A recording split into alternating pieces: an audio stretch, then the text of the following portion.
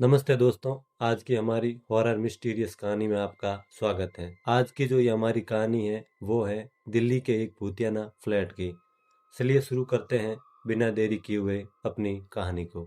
दिल्ली में एक फैमिली एक फ्लैट में शिफ्ट होती है। फैमिली में औरत, उसका पति और एक 4 साल का बच्चा होता है। औरत का नाम अंकिता था और उसके पति का नाम ऋतिक और उनके बेटे का आरुष। उनको इस फ्लैट में आए मुश्किल से कुछ 10 ही दिन हुए थे। ऋतिक दिन में ऑफिस चला जाता था और वो बस रात को ही वापस आता था। उन्होंने आरुष का एडमिशन जो है वो पास ही के स्कूल में करवा दिया था। उस बिल्डिंग में फ्लैट्स सारे सेल नहीं हुए थे और उस फ्लोर पर उनके अलावा एक और फ्लैट था जिसमें लोग रहते थे, लेकिन वो लोग बस कभी कभार ही आते थे। तो उस फ्लोर पर बस उनका ही फ्लैट था। दिन भर अंकिता अकेली फ्लैट पर रहती थी। एक दिन दोपहर में अंकिता अपने फ्लैट से बाहर निकलती हैं तो देखती हैं कि एक 4-5 साल का बच्चा और एक औरत सोसाइटी के मेन गेट पर खड़े हैं, जिनके कपड़े गंदे और मैले थे। औरत के बाल खुले और बिखरे हुए थे। वो दिखने में ऐसे लग रहे थे कि कोई कंस्ट्रक्शन के मजदूर हो, और वो दोनों लगातार बस अंकिता को ही देखे जा रहे थे। अंकिता ने उन पर ज्यादा ध्यान नहीं दिया और वापस अंदर आ गई।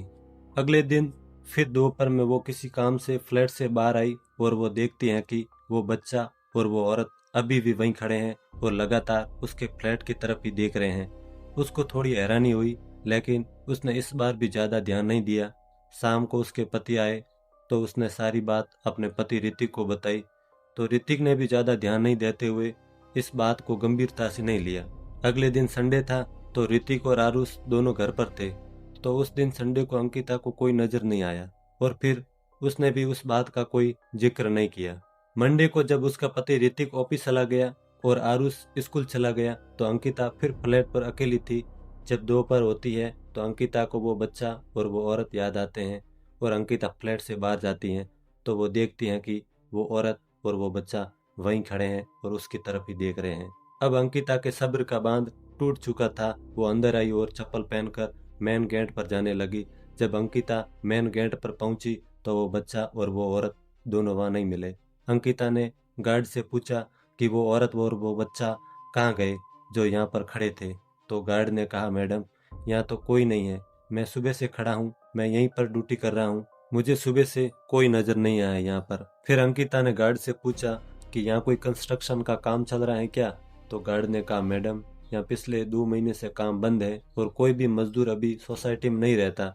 फ्लैट के मालिक और हम सिक्योरिटी वाले हैं, बस इसके अलावा कोई नहीं रहता यहाँ पर। अब अंकिता थोड़ा डर गई कि ऐसा कैसे हो सकता है। मैंने अपनी आंखों से उस औरत और उस बच्चे को देखा और वो अपने फ्लैट पर आ गई और शाम को सारी बात अपने पति ऋतिक को बताई और कहा कि मुझे यहाँ कुछ ठीक नहीं लग रहा है, यहाँ कुछ तो गड़बड़ है। तो ऋतिक ने उसे समझाया कि ऐसा कुछ नहीं है, ये बहुत बड़ी सोसाइटी है, इसलिए कोई आ गया होगा, कोई कहीं से भी आ जाता है। ऋतिक की बात सुनकर अंकिता चुप हो गई, लेकिन उसको सब कुछ ठीक नहीं लग रहा था। 2-3 दिन बाद अंकिता को वो औरत और वो बच्चा नहीं दिखाई दिए। एक दिन अंकिता किसी काम से बाहर गई और वो दोपहर को मेन गेट के साइड से गुजरने वाले एक रास्ते से वापस अपनी बिल्डिंग की तरफ आ रही थी। वो रास्ता थोड़ा सुनसान सा था और उस रास्ते पर अधूरी बनी हुई बिल्डिंगें थी जिनका काम बंद पड़ा था। उनमें से एक बिल्डिंग में अंकिता ने उस बच्चे को खेलते हुए देखा तो अंकिता ने सोचा आज इनसे मिल ही लेती हूँ, और वो उस बच्चे की तरफ चलने लगी तो वो बच्चा अंकिता को देखकर भागकर एक कमरे में चला गया जिसका कोई दरवाजा नहीं था। अंकिता भी उसके पीछे पीछे उस कमरे में चली जाती है और कमरे में पहुंचते ही अंकिता के होश उड़ जाते हैं, क्योंकि उस कमरे में वो बच्चा था ही नहीं और उस कमरे में कोई और दरवाजा भी नहीं था, बस एक छोटी सी खिड़की थी। अंकिता डर से कांपते कांपते जैसे तैसे करके भी वापस अपने फ्लैट तक पहुंची। अब अंकिता को यकीन हो गया कि यहाँ कुछ तो जरूर गड़बड़ है, लेकिन हमारे साथ ये क्यों हो रहा है, ये सवाल अंकिता के मन में आने लगा। अंकिता का पति ऋतिक उसकी कोई बात मानने को तैयार ही नहीं था।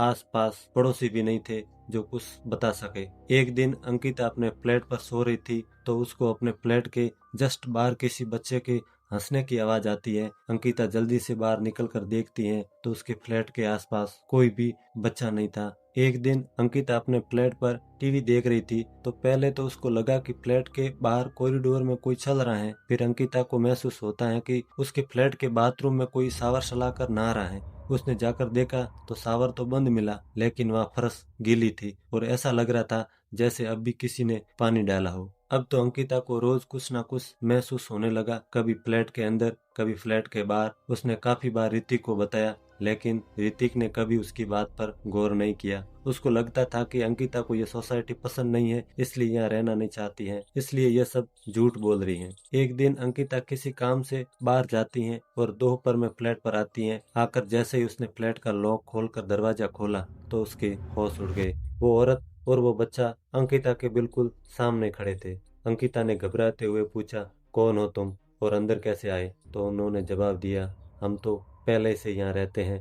कहकर वो औरत थोड़ा मुस्कुराई और अंकिता की तरफ बढ़ने लगी। अंकिता घबरा गई और बहुत जोर से चिल्लाई और वहीं गिर पड़ी और बेहोश हो गई। सौभाग्य से उस दिन दूसरे फ्लैट में एक औरत और एक आदमी आए हुए थे। उन्होंने जब अंकिता की चीख सुनी तो दौड़कर आए और उन्होंने अंकिता को संभाला और ऋतिक को फोन करके उसी टाइम घर बुलाया और वो सारी कहानी बताई जो इस फ्लैट में घटित हो रही थी। ऋतिक के पड़ोसी ने बताया कि जब इस बिल्डिंग का कंस्ट्रक्शन का काम चल रहा था तब यहाँ एक बच्चा और उसकी माँ की आपके इस फ्लैट से नीचे गिरकर मृत्यु हो गई थी। ऐसी घटना हमारे साथ और कई और लोगों के साथ भी ऐसे हो चुकी है, इसलिए अब यहाँ हम ज्यादा नहीं रहते। और उस औरत और आदमी के समझाने पर ऋतिक और अंकिता ने उसी दिन से वो फ्लैट और सारा सामान वहीं छोड़ दिया और फिर वहां से दूर शहर में चले गए। दोस्तों, आपको यदि ये कहानी पसंद आई हो तो चैनल को सब्सक्राइब कर लो, क्योंकि कहानियां यहाँ खत्म नहीं होती, यहाँ से शुरू होती हैं। Thank you.